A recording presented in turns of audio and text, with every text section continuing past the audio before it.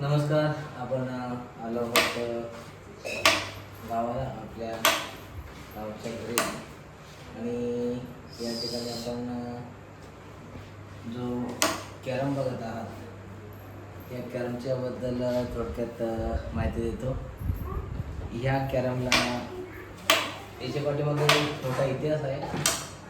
मी जेव्हा 2003 साली Kolshewadi शाखेमध्ये junior clerk म्हणून काम करत होतो. आणि त्याच वेळेस मी तिथे असलेल्या क्लबमध्ये बँक सुटल्यानंतर क्लबमध्ये जाऊन मी कॅरम खेळत होतो. आणि त्यावेळेस कॅरम खेळता खेळता 4 वाजता बँक सुटायची आणि रात्री 10 ते 11 वाजेपर्यंत मी क्लब हाऊसमध्येच बसायचो कॅरम खेळत.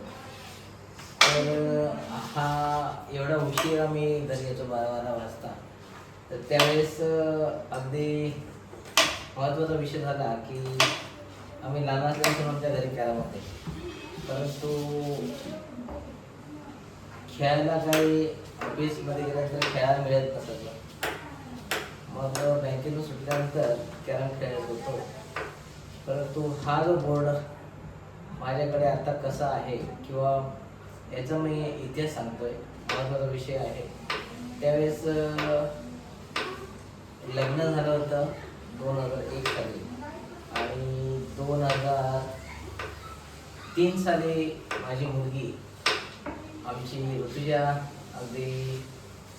ऋतुजाची मम्मी जेव्हा प्रेग्नंट होती त्यावेळेस मी रात्री 12 वाजेपर्यंत क्लबमध्ये बसायचो. आणि रात्री 12 वाजेपर्यंत क्लबमध्ये बसल्यानंतर घरी यायला कधी उशीर व्हायचा. थोडंसं हा शौक वेगळाच असतो. हे ॲडिक्शनसारखं असतं. आणि म्हणतात ना, एखाद्या व्यक्तीला तंबाखू खाल्ल्याशिवाय राहत नाही, तंबाखू जर खायला सुरुवात केली, एखाद्या माणसाला जर दारू प्यायची सवय असेल तर दारू पिल्याशिवाय राहत नाही, तशी मला ही कॅरमची सवय लागली होती. तर मग मी रात्री रोज 12 वाजता घरी येतो. असे आमच्या मिसेस माहेरी होत्या. मग त्यांना कळली गोष्ट की खूप उशीर होतो घरी यायला. मग त्यावेळेस त्यांनी कंप्लेंट केली त्यांच्या भावाकडे, माझ्या मोठ्याकडे. आणि मग मला त्यांनी विचारलं, एवढा उशीर तुम्ही करता का करता, तुम्हाला घरी यायला एवढा उशीर होतो, कॅरम खेळत बसलो तुम्ही. मग त्यावेळेस अगदी 22 वर्षापूर्वीची गोष्ट आहे. मग कॅरम क्लबमध्ये खेळण्यापेक्षा घरी खेळावं असं मला वाटलं. मग त्यावेळेस मी हा एक बोर्ड माझ्या इथे घरी घेऊन आलो आणि एक बोर्ड माझ्या सासवडीला बदलापूरला घेऊन गेलो. आणि 2 बोर्ड मी त्याच क्लबमधून विकत घेतले होते. आणि या बोर्डला आता माझ्या मुलीला 22 वर्षे पूर्ण झालेले आहेत आणि ह्या बोर्डला सुद्धा 22 वर्षे होऊन गेलेली आहेत. तर अजूनसुद्धा मी कधी गावाला आलो तर नक्कीच या कॅरम बोर्डवरती बसतो, नक्कीच याच्यासोबत खेळतो. आणि एक वेगळ्या प्रकारची आनंद असतो, वेगळ्या प्रकारचा मजा असते. आणि हा जो गेम आहे हा आमचा अगदी आमच्या घराण्यांचा गेम आहे असं म्हटलं जाईल. आमचे वडील, आमचे काका, आमचे सगळे भाऊ बहीण आणि सगळेजण कॅरम चांगल्या प्रकारे खेळतो. आणि अगदी आम्ही जन्म झाल्यापासून आमच्या घरी कॅरम होता. आमचे वडील खेळायचे, काका खेळायचे, आमच्या गावातील पाषाणी गावातील त्यांचे मित्र असायचे, ते सुद्धा त्याच्यामध्ये 4-5 मंडळी त्याच्यामध्ये खेळणारी असायची. आणि ते खेळत असताना आम्ही बघायचं काम करायचो. आणि बघता बघता आम्ही त्यांचा गेम झाल्यानंतर आम्ही गेम खेळायचो. आणि आज चांगल्या प्रकारे आपण कॅरम खेळतो.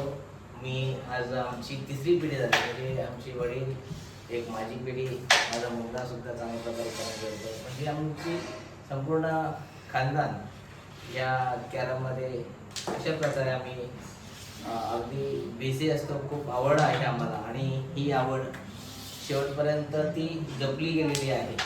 अगदी मस्त ह्यावेळेस हा व्हिडिओ काढायचा एक इच्छा झाली की इतिहास माहिती असला पाहिजे आणि काही गोष्टी आपण जतन करून ठेवतो. तर ह्या बोर्डाला आता बरीच वर्ष झाली, 22 वर्षे गुणलेले आहेत. याला अशाच तो प्लायर असं थोडंसं त्याला गॅप आलेला आहे किंवा तो असं थोडंसं फुटलेलं आहे. परंतु आत्ताच गेल्याच वर्षी मी माझ्या घरी बदलापूरला अगदी भारीवाला चांगला चॅम्पियन बोर्ड बनवलो. त्याचे साधारण 15,000 रुपयाची मी किंमत दिली. म्हणजे हौसेला मोल नसतं म्हणतात. तर अशा प्रकारची 22 वर्षापूर्वी आणलेला मी कॅरम बोर्ड अजून सुद्धा आहे. आम्ही लहान असताना म्हणजे आमच्या 40 वर्षापूर्वीचे बोर्ड सुद्धा आमच्या माळ्यावरती असतील किंवा ते खराब झाले असतील, ते फेकून दिले असतील किंवा कोणाकडे तरी दिले असतील, ते असतील कोणाकडे. परंतु ह्या ज्या आठवणी असतात त्या आठवणी खूप महत्त्वाच्या असतात. तर हा होता आपला ह्या कॅरमच्या बोर्डचा इतिहास. धन्यवाद.